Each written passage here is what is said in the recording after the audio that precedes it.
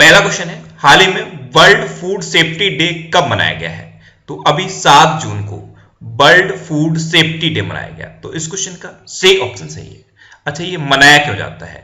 तो food safety यानी कि खाद्य सुरक्षा और पौष्टिक खाने के प्रति लोगों को जागरूक करने के लिए हर साल 7 जून को ये वर्ल्ड फूड सेफ्टी डे मनाया जाता है। अच्छा, इसको मनाता कौन है? तो इसको WHO और FAO मिलकर मनाते हैं। FAO यानी कि फूड एंड एग्रीकल्चर ऑर्गेनाइजेशन। अब यहां से एक और क्वेश्चन बन सकता है कि इस बार के वर्ल्ड फूड सेफ्टी डे की थीम क्या है? तो इस बार की थीम है फूड सेफ्टी एवरीवन्स बिजनेस। क्या है? Food safety everyone's business. अच्छा, थीम की बात है तो अभी एक थीम में स्टूडेंट को बहुत कंफ्यूजन हुआ है। बहुत सारे स्टूडेंट ने मुझे इंस्टाग्राम पे मैसेज भी किया है। इस बार का जो वर्ल्ड एनवायरनमेंट डे था उसकी थीम मैंने आपको टाइम फॉर नेचर बताई, लेकिन कई वेबसाइट पे इंटरनेट पे आप देखोगे तो बायोडाइवर्सिटी भी थीम दे रखी है और कई जगह सेलिब्रेटिंग बायोडाइवर्सिटी लिखा हुआ है। तो यहाँ पे कंफ्यूजन हो रहा है और बहुत स्टूडेंट को कंफ्यूजन हो रहा है। एक्चुअल में जब ये क्वेश्चन मैं खुद बना रहा था तो मेरे माइंड में भी ये कंफ्यूजन था कि मैं इनमें से आपको कौन सी थीम बताऊं। तो जब मैंने अलग अलग वेबसाइट को चेक किया तो जो सस्टेनेबल डेवलपमेंट गोल्स, ये एक इंटरनेशनल ऑर्गेनाइजेशन है, उसकी जो वेबसाइट है उस पर टाइम फॉर नेचर ही दिया हुआ है। आप इंटरनेट पे इस तरह से सर्च भी करके देख सकते हो। आप जब सर्च करोगे वर्ल्ड एनवायरनमेंट डे थीम 2020 तो आपको टाइम फॉर नेचर ही दिखाएगा। ऐसे ही जो यूनाइटेड नेशन एनवायरनमेंट प्रोग्राम की वेबसाइट है वहां पे भी टाइम फॉर नेचर था, लेकिन जो द हिंदू की वेबसाइट है वहां पे बायोडाइवर्सिटी दे रखी है, इसकी थीम बायोडाइवर्सिटी दे रखी है। और जो बिजनेस स्टैंडर्ड की वेबसाइट है वहां पे भी बायोडाइवर्सिटी दे रखी है। तो कंफ्यूजन माइंड में होना बहुत जरूरी है। तो आपको क्या करना है, दोनों याद कर लेने हैं, क्योंकि द हिंदू भी अपने आप में एक ऑथेंटिक सोर्स है, बहुत ऑथराइज्ड वेबसाइट है। इवन मैं भी द हिंदू पे बहुत ट्रस्ट करता हूं, लेकिन यहां पे मुझे ये कंफ्यूजन था कि जो SDG यानी कि ये एक इंटरनेशनल ऑर्गेनाइजेशन है, मैं जब भी कोई क्वेश्चन बनाता हूं तो प्रेफर करता हूं जो गवर्नमेंट के ऑर्गेनाइजेशन है, जो गवर्नमेंट की वेबसाइट है, उनके सोर्स में आपको बताऊं, क्योंकि वो ज्यादा ऑथेंटिक होते हैं। इसीलिए मैंने आपको टाइम फॉर नेचर बताई। तो आपको ये दोनों याद कर लेनी है, जो भी ऑप्शन में थे आप उनको सेलेक्ट कर लीजिए। कई जगह आपको सेलिब्रेटिंग बायोडाइवर्सिटी भी मिलेगा और कई जगह सिंपल बायोडाइवर्सिटी भी लिखा हुआ है और कई जगह टाइम फॉर नेचर भी लिखा हुआ है। तो ये आप याद कर लीजिए, इनमें से जो भी ऑप्शन में थे उसको आपको सेलेक्ट कर लेना है। लेकिन ऑप्शन में आपको एक ही देगा है, ये सारे ऑप्शन में नहीं देगा, केवल एक ऑप्शन में देगा। आज की इस वीडियो का हम टारगेट रखते हैं 40,000 लाइक का। तो अगर ये वीडियो आपको अच्छा लगता है, हेल्पफुल लगता है, तब आप इस वीडियो को लाइक और शेयर जरूर किया करो। और मैं आपको भी बोलता हूं, डेली मॉर्निंग में उठकर सबसे पहले अपने लिए एक टारगेट फिक्स करो, चाहे छोटा सा ही टारगेट फिक्स करो, लेकिन डेली मॉर्निंग में उठकर सबसे पहले अपने लिए एक टारगेट फिक्स करो और फिर अपना पूरा दिन उस टारगेट को अचीव करने में लगा दो। आपकी लाइफ ऑटोमेटिकली अच्छी हो जाएगी। नेक्स्ट क्वेश्चन है, हाल ही में किस देश ने corona tracer BD app launch किया है? तो अभी बांग्लादेश ने एक कोरोना ट्रेसर BD नाम का ऐप लॉन्च किया है। तो इस क्वेश्चन का बे ऑप्शन सही है। ये जो कोरोना वायरस के पेशेंट हैं और उनके आसपास के जो लोग हैं उनको ट्रेस करने के लिए लॉन्च किया गया है। और ये जो BD वर्ड लगा है इसका मतलब क्या है? इसका मतलब है बांग्लादेश। तो बांग्लादेश ने इस ऐप को लॉन्च किया है। अच्छा, बांग्लादेश कोरोना वायरस मैनेजमेंट के लिए आर्टिफिशियल इंटेलिजेंस का यूज करने वाला पहला देश बना था। ये भी आप याद रखिए, आप मैप में ही देखिए, ये है बांग्लादेश। बांग्लादेश की कैपिटल क्या है? ढाका। बांग्लादेश की करेंसी क्या है? टका। बांग्लादेश की प्रेजेंट टाइम पे प्राइम मिनिस्टर कौन है? शेख हसीना। और बांग्लादेश के प्रेजेंट टाइम पे प्रेसिडेंट कौन है? अब्दुल्ला हामिद। अच्छा, इंडिया और बांग्लादेश के बीच में एक इंपॉर्टेंट एक्सरसाइज होती है, उसका नाम क्या है? संप्रति एक्सरसाइज। नेक्स्ट क्वेश्चन है, हाल ही में किस बैंक ने चालू खाता खोलने के लिए भारत की पहली ऐप आधारित सुविधा शुरू की है? तो अभी चालू खाता यानी कि करेंट अकाउंट को खोलने के लिए भारत की पहली ऐप आधारित सुविधा शुरू की है इंडसिंड बैंक ने। तो इस क्वेश्चन का बे ऑप्शन सही है। एक ऐप डेवलप किया गया है, इस ऐप के थ्रू आप अपना करेंट अकाउंट खोल सकते हो। अच्छा, इंड बैंक ने शुरू की है। तो इंड बैंक, इसकी स्थापना कब हुई? 1994 में। इसका हेडक्वार्टर कहां पे है? पुणे में। और इसके प्रेजेंट टाइम पे MD एंड CEO कौन है? सुमंत कठपालिया। कौन है? सुमंत कठपालिया। अच्छा, इंड बैंक की टैगलाइन और पूछी जाती है। इंड बैंक की टैगलाइन क्या है? Be make you feel richer. क्या है? Be make you feel richer. Next question है, हाल ही में जारी कोविड-19 प्रबंधन सूचकांक में कौन शीर्ष पर रहा है? तो अभी कोविड-19 प्रबंधन सूचकांक जारी किया गया है, यानी कि इस कोरोना वायरस के टाइम पे किसने कितना अच्छा मैनेजमेंट किया है, ये एक इंडेक्स जारी किया गया है और इस इंडेक्स में राजस्थान टॉप पर रहा है। तो इस क्वेश्चन का से ऑप्शन सही है, यानी कि राजस्थान ने सबसे बेहतर तरीके से मैनेजमेंट किया है। जो राजस्थान की गवर्नमेंट है उसने कोरोना वायरस का सबसे बेहतर तरीके से मैनेजमेंट किया है। यहाँ पे डेथ भी कम हुई है और रिकवरी रेट इंडिया में यहाँ पे सबसे ज्यादा है और अब यहाँ पे पेशेंट भी कम है। तो राजस्थान इस सूचकांक में टॉप पर है। अच्छा, राजस्थान टॉप पर है तो राजस्थान में अभी स्वास्थ्य मित्र नियुक्त करने की घोषणा की गई थी। इसमें क्या होगा, हर गांव में स्वास्थ्य मित्र नियुक्त किए जाएंगे जो लोगों को हेल्थ रिलेटेड प्रॉब्लम्स का सॉल्यूशन बताएंगे। इवन जो लोग नशे के शिकार हो जाते हैं उनको उस लत से निकालने की कोशिश भी करेंगे और ऐसे लोगों को स्वास्थ्य मित्र बनाया जाएगा जो 40 साल से उम्र के अधिक हैं और पूरी तरह स्वस्थ हैं।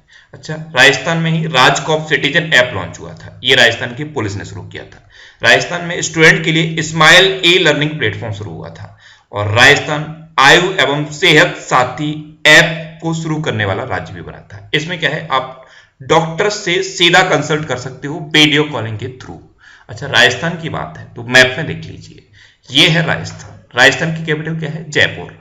राजस्थान के चीफ मिनिस्टर कौन है, अशोक गहलोत। और राजस्थान के प्रेजेंट टाइम पे गवर्नर कौन है, कलराज मिश्र। अच्छा, राजस्थान के कौन कौन से नेशनल पार्क इंपोर्टेंट है, सरिस्का, रणथंभौर और डेजर्ट नेशनल पार्क। ये 3 नेशनल पार्क आपको याद रखने हैं और एक पक्षी विहार और याद रखना है, केवला देवघाना पक्षी विहार। नेक्स्ट क्वेश्चन है, हाल ही में रूपर्ट हाइन का निधन हुआ है, वे कौन थे। तो रूपर्ट हाइन ये एक फेमस गीतकार थे यानी कि सिंगर थे। तो इस क्वेश्चन का बे ऑप्शन सही है, ये थे रूपर्ट हाइन। ये एक ब्रिटिश सिंगर थे और अभी इनका निधन हो गया है। नेक्स्ट क्वेश्चन है, हाल ही में डाइट के लाभों को बढ़ावा देने के लिए the dry fasting miracle from deprived to thrive नामक बुक किसने लिखी है। तो the dry fasting miracle from deprived to thrive नामक बुक लिखी है ल्यूक कॉटिनो ने। तो इस क्वेश्चन का ए ऑप्शन सही है, यह है book the dry fasting miracle from deprived to thrive. इसको डाइट के लाभ को बढ़ावा देने के लिए लिखा गया है और इसको ल्यूक कॉटिनो ने लिखा है। तो इमेज में देख लीजिए, ये है ल्यूक कॉटिनो। नेक्स्ट क्वेश्चन है, हाल ही में किस देश के पूर्व क्रिकेटर रियाज शेख का निधन हुआ है। तो रियाज शेख ये पाकिस्तान के पूर्व क्रिकेटर थे और अभी इनका निधन हो गया। तो इस क्वेश्चन का से ऑप्शन सही है, ये थे रियाज शेख। अब ये पाकिस्तान के थे तो पाकिस्तान के एक क्रिकेटर हैं सना मीर, इन्होंने अभी संन्यास की घोषणा की थी और पाकिस्तान की जो वनडे क्रिकेट टीम है उसके अभी नए कैप्टन कौन बने हैं, बाबर आजम। और पाकिस्तान दुनिया का पहला देश बन गया है जिसने यूनाइटेड नेशन में प्रतिनिधि मंडल में एक ट्रांसजेंडर को भेजा। ये ट्रांसजेंडर है आयशा मुगल। अच्छा, पाकिस्तान की जो वायुसेना है उसमें पहले हिंदू पायलट बन गए हैं राहुल देव। अब पाकिस्तान की बात है तो मैप में भी देखिए, ये जो आपको डार्क ग्रीन कलर में दिख रहा है यही है पाकिस्तान। पाकिस्तान की कैपिटल क्या है, इस्लामाबाद। पाकिस्तान की करेंसी क्या है, पाकिस्तानी रुपया। पाकिस्तान के प्रेजेंट टाइम पे प्रेसिडेंट कौन है, आरिफ अलवी। और पाकिस्तान के प्रेजेंट टाइम पे प्राइम मिनिस्टर कौन है, क्रिकेटर इमरान खान। अच्छा, ये जो आपको मैप में पाकिस्तान दिख रहा है, यहां से एक क्वेश्चन बनता है कि इंडिया और पाकिस्तान को डिवाइड करने वाली लाइन को क्या कहते हैं। तो इंडिया और पाकिस्तान को डिवाइड करने वाली लाइन को कहते हैं रेड क्लिफ लाइन। ऐसे कुछ और डिवाइडिंग लाइन है, जैसे इंडिया और चाइना को डिवाइड करने वाली लाइन को क्या कहते हैं, मैकमोहन लाइन। पाकिस्तान और अफगानिस्तान को डिवाइड करने वाली लाइन को कहते हैं डूरंड लाइन। यूएस और कनाडा को डिवाइड करने वाली लाइन को कहते हैं 49th पैरेलल। ऐसे ही नॉर्थ कोरिया और साउथ कोरिया को डिवाइड करने वाली लाइन को कहते हैं 38th पैरेलल। तो ये कुछ इंपोर्टेंट डिवाइडिंग लाइन है, इनको आप याद कर लीजिए। नेक्स्ट क्वेश्चन है, हाल ही में कौन नेशनल फर्टिलाइजर्स लिमिटेड के अध्यक्ष और प्रबंध निदेशक बने हैं। तो अभी नेशनल फर्टिलाइजर्स लिमिटेड के प्रेसिडेंट एंड मैनेजर बने हैं बीरेंद्र नाथ दत्त। तो इस क्वेश्चन का बी ऑप्शन सही है, ये नेशनल फर्टिलाइजर्स लिमिटेड के प्रेसिडेंट एंड मैनेजिंग डायरेक्टर बने हैं। नेक्स्ट क्वेश्चन है, हाल ही में किसे यूएनएडीएपी के लिए goodwill ambassador to the poor नियुक्त किया गया है। तो अभी एम नेत्रा को यूएनएडीएपी के लिए goodwill ambassador to the poor नियुक्त किया गया है। तो इस क्वेश्चन का से ऑप्शन सही है। अब पहले तो ये टर्म माइंड में क्लिक कर गया होगा, यूएनएडीएपी इसकी फुल फॉर्म क्या है, United Nation Association for Development and Peace. क्या है, United Nation Association for Development and Peace. अब एम नेत्रा ये कौन है, तो ये है एम नेत्रा। ये एक बार्बर की बेटी है और अभी जब कोरोना वायरस के टाइम पे लॉकडाउन था, तब इन्होंने अपनी जो सेविंग थी उसको खर्च करके लोगों की मदद की थी। लगभग इन्होंने अपनी 5 लाख सेविंग को इन्वेस्ट किया और लोगों की मदद की। इसी वजह से अब UNADAP ने इनको goodwill ambassador to the poor appoint किया है। अच्छा, ये है कहां की? तो ये मदुरई की है, मदुरई। और मदुरई किसके लिए फेमस है? मीनाक्षी मंदिर के लिए फेमस है Madurai.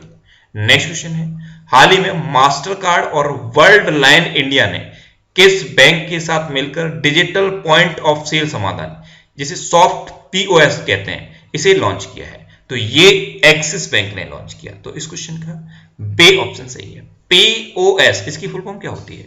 Point of sale. Point of sale वही मशीन होती है जिनमें आप कार्ड स्वैप करके पे करते हो। जैसे आप शॉपिंग करने जाते हो तो जिस मशीन में अपना कार्ड स्वैप करते हो उसी को हम पॉइंट ऑफ सेल कहते हैं। तो डिजिटल पॉइंट ऑफ सेल समाधान सॉफ्ट POS लॉन्च कर दिया है एक्सिस बैंक ने। अब एक्सिस बैंक ने किया है, तो एक्सिस बैंक की स्थापना कब हुई? 1993 में। एक्सिस बैंक का हेडक्वार्टर कहां पे है? मुंबई में। और एक्सिस बैंक के प्रेजेंट टाइम पे MD एंड CEO कौन है? अमिताभ चौधरी। अच्छा, एक और क्वेश्चन था एक्सिस बैंक से रिलेटेड।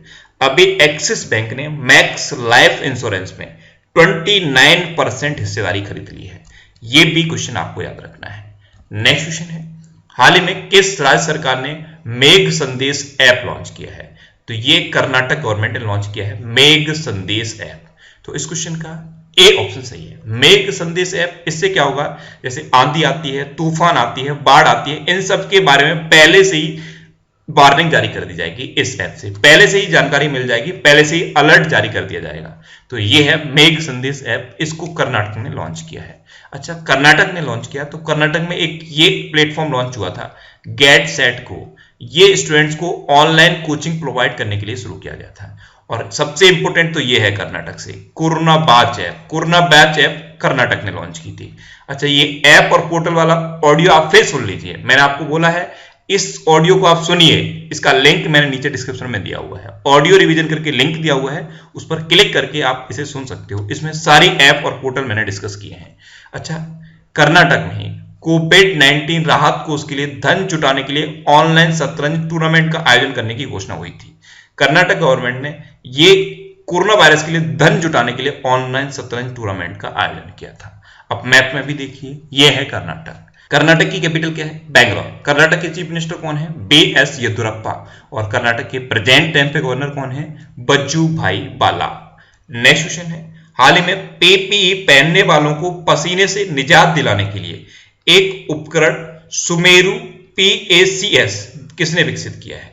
तो PPE यानी कि पर्सनल प्रोटेक्शन इक्विपमेंट, जो डॉक्टर्स अपने आप को कवर करने के लिए पहनते हैं। जब उसे पहनते हैं तो बॉडी में बहुत स्वेटिंग होती है, बहुत पसीना आता है, तो उससे डॉक्टर्स को भी बीमारियां हो रही हैं, बहुत प्रॉब्लम होती है।